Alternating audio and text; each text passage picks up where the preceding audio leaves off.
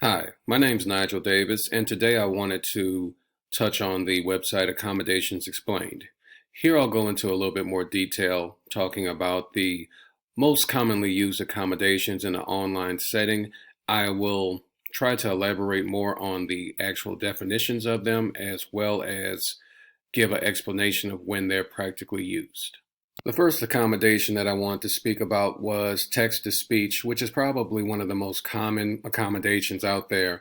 It would be listed as a presentation accommodation. By definition, it's an assistive technology that reads digital text aloud for learners to hear out loud. It's also referred to commonly as test read aloud. However, the software does make way for use in situations that are not just test. So it's commonly used when students or learners are reading a story.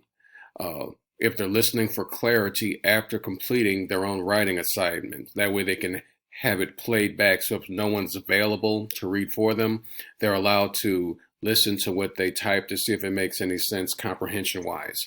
Also, listening to text or listening to, test instructions or going through a regular assignment. So you actually can use text to speech to help you listen to instructions, going through assignments, going through reading passages. There's really no limit to what you can do with it. The next form of accommodation is speech to text. This is a response accommodation. So when you think of speech to text, usually people get it confused with text to speech. With speech to text, it's basically a dictation technology. So it converts spoken words into text. So whatever you say, it will dictate.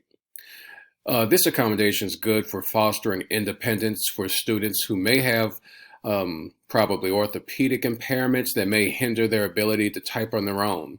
This can help limit the needs for the accommodation answers recorded or scribing in some instances, which if you have a lot of students who individually need to test, that can create a problem as far as testing situations where you may not have enough aides or teachers that are available for individual testing. So this helps foster or remedy that some. Speech to text accommodations also may help students who struggle with typing speed generally. So some people who are quote unquote peckers when they type might be able to be trained into saying what they want typed, checking for punctuation and errors, and it can speed up their actual typing speed per se. It can also be used for students' assessments who are individually tested, as I stated earlier, for all students who are doing assignments that involve typing.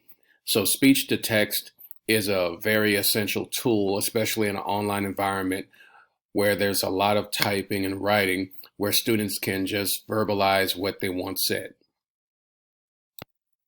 Extended time is another very popular accommodation. This would be considered a timing and scheduling accommodation. Generally speaking, with extended time, learners are given longer periods of time to complete assignments or tests. Now, this usually applies to students that have academic deficits in comprehension, such as reading comprehension. It also is very prominently used for students who are classified as having ADHD, motor limitations as well, or medical needs. So extended time can be allotted to a very broad number of students with learning disabilities. Usually extended time is broken into, this is how you normally would hear it, time and a half, double time, or triple time. This is very popular with the ACT. However, in an online environment or for common assignments, teachers tend to sometimes chalk that up into days as opposed to minutes. Whereas if the standard student may have 3 days to complete an assignment, the teacher may give a student or a lot of student double time, which would make it 6 days, for example, or however they usually work it out. And it does depend on the student's capabilities. Some students may not need as much time as double or triple time would allot. Primarily, this is used for all state assessments You'll see a huge number of accommodated students with the extended time accommodation for that and ACT, as I stated previously.